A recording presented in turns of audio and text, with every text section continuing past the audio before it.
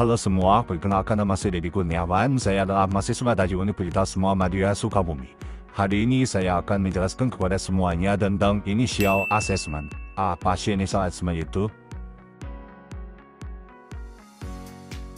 Jadi, initial assessment adalah penilaian awal dan cepat terhadap kondisi pasien untuk mengidentifikasi ancaman jiwa dan menentukan prioritas tindakan atau rujukan. Umumnya dilakukan dalam waktu 1-2 menit. Untuk persiapan awal atau pre-pasien pre-hospital, yaitu 3A, aman diri, aman lingkungan, dan aman pasien. Pastikan situasi lokasi aman sebelum mendekat. Yang kedua, yaitu primary survey. Terdiri dari airway, breathing, sirkulasi, disability, dan exposure. Bentuk yang pertama ada airway. Airway adalah jalan nafas atau saluran napas yang harus tetap terbuka dan bebas hambatan agar oksigen bisa mencapai paru-paru. Prioritas pertama dalam penanganan pasien gawat darurat adalah memastikan jalan napas terbuka atau paten. Tujuan pemeriksaan airway yaitu menilai apakah jalan napas terbuka, mendeteksi adanya sumbatan atau obstruksi total atau sebagian, dan melakukan tindakan pembukaan jalan nafas. Untuk tanda airway terganggu ditandai dengan tidak ada suara nafas, mendengkur atau snoring, bunyi mengi atau wheezing, atau stridor. Pasien tidak bisa bicara, perubahan warna kulit cyanosis atau kebiruan, dan gelisah. Untuk tindakan pembukaan airway, dilakukan sesuai kondisi pasien. Yang pertama, pasien tidak trauma kepala atau leher, yaitu gunakan teknik head dio chengli. Dengan cara miringkan kepala ke belakang dan angkat dagu. Kemudian, untuk pasien trauma kepala atau leher, gunakanlah teknik yaw thrust maneuver, yaitu tanpa menggerakkan leher, angkat rahang bawah ke atas. Yang kedua, yaitu breathing atau pernapasan. Tujuan dari tahap ini adalah untuk menilai dan memastikan bahwa pasien bernapas dengan cukup dan efektif setelah jalan napas dinilai dan dibuka. Langkah-langkah pemeriksaan breathing yaitu look, listen, and feel. Untuk look atau lihatlah gerakan dada, apakah simetris, naik turun kedua sisi dada. Kemudian tanda kerja nafas tambahan, apakah ada retraksi otot bantu, cuping hidung, kepala mendongak. Untuk warna kulit, apakah cyanosis, kebiruan, atau pucat. Selanjutnya listen atau dengar. Apakah terdengar suara nafas seperti suara nafas tambahan, yaitu wheezing, ronki, dan stridor. Yang ketiga, feel atau lotaba. Rasakan aliran udara dari mulut atau hidung, rasakan simetri ekspansi dada, raba adanya trakea deviasi, yaitu biasa bisa bertanda pneumotoraks. Untuk parameter yang dinilai, frekuensi napas atau respiratorile dewasa normal yaitu 12-20 kali per menit. Anak dan bayi disesuaikan dengan usia. Upaya napas apakah normal atau meningkat. Kemudian untuk suara nafas normal atau patologis seperti mengi, henti atau stridor. Kemudian saturasi oksigen SPO bila tersedia. Tanda bahaya pada breathing, yaitu pernapasan cepat atau lambat tidak sesuai usia, tidak ada suara nafas sama sekali, cyanosis, tidak ada ekspansi dada, retraksi otot dada atau leher, penurunan kesadaran. Untuk penata laksanaan awal, berikan oksigen jika SpO2 kurang dari 94% atau tanda-tanda hipoksia. Buka jalan napas kembali jika perlu. Ventilasi dengan BPM jika pasien apne. Evakuasi segera jika pasien tidak bernapas spontan atau terdapat gangguan pernapasan. Yang ketiga, ada circulation atau sirkulasi. Tujuannya adalah menilai dan menangani gangguan sirkulasi atau peredaran darah termasuk shock, perdarahan dan perfusi jaringan. Langkah-langkah pemeriksaan sirkulasi. Yang pertama, periksa denyut nadi atau pulse. Lokasi arteri karotis pada dewasa, brachialis pada bayi, dan kardial. Kemudian kualitas, apakah kuat atau lemah, teratur atau tidak teratur. Untuk frekuensi, heart rate dewasa 60-100 kali per menit, anak atau bayi tergantung usia. Untuk yang kedua yaitu periksa kulit. Apakah warnanya pucat, cyanosis atau normal, temperaturnya hangat atau dingin, kelembabannya kering atau berkeringat. Kemudian yang ketiga, isi kapiler atau capillary reticle time. Ini tekan kuku atau kulit selama 5 detik, kemudian lepaskan. Normal jika warna kembali kurang dari 2 detik. Yang keempat, periksa tanda-tanda syok, yaitu nadi cepat dan lemah, tekanan darah menurun, CRT kurang dari 2 detik, pucat, dingin, berkeringat, dan penurunan kesadaran. Yang kelima, periksa dan hentikan perdarahan eksternal. Dengan cara cari perdarahan hebat, lakukan penekanan langsung atau pembalutan tekan. Tanda bahaya pada circulation diantaranya nadi sangat lemah atau tidak teraba, tekanan darah menurun, CRT lebih dari 2 detik, pucat dan kulit dingin, perdarahan aktif yang tidak terkendali, dan kesadaran menurun. Untuk penata laksanaan awal, yaitu kontrol pendarahan, dengan cara tekan langsung, gunakan balut tekan. Elevasi anggota gerak jika memungkinkan, bila perlu pasang tourniquet jika terlatih dan sesuai indikasi. Kemudian pasang infus IV.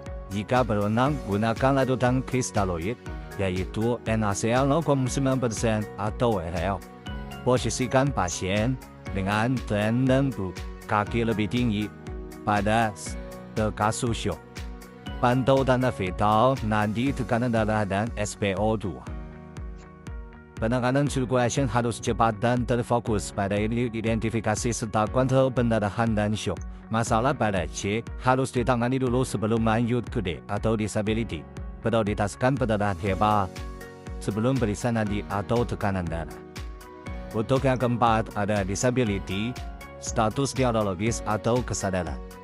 Tujuannya yaitu menilai fungsi neurologis dasar untuk mendeteksi adanya penurunan kesadaran, cedera otak, kejang, atau gangguan saraf yang dapat mengancam nyawa.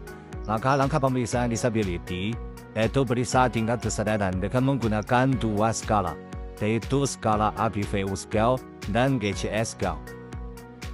Untuk APVU yaitu A. Alert atau sadar penuh, V. Verbal, merespon bisa diajak bicara. Untuk B. Pain yaitu merespon bila berdasarkan sangat nyeri. Untuk O yaitu unresponsive, yaitu tidak ada respon sama sekali.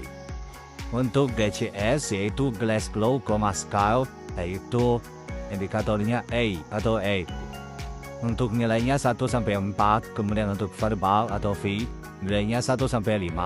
Dan untuk motorik atau M 1-6, total maksimal dari 15 dan minimal 3. Untuk GCS kurang dari 8, risiko tinggi gagal napas, yaitu harusnya dengan cara pertimbangan jalan napas definitif. Yang kedua yaitu periksa pupil mata. Ukurannya, apakah normal, melebar dan mengecil, apakah simetris atau tidak, dan respon terhadap cahaya, yaitu reaksi pupil. Kemudian periksa tanda-tanda neurologis lain yaitu kejang, gerakan tubuh tidak normal, kelemahan anggota gerak, bicara tidak jelas. Tanda bahaya pada disability yaitu GCS kurang dari 8 dengan penurunan kesadaran berat, kemudian perubahan mendadak kesadaran, pupil tidak simetris atau tidak reaktif, kejang aktif, tidak ada respon terhadap rangsang nyeri.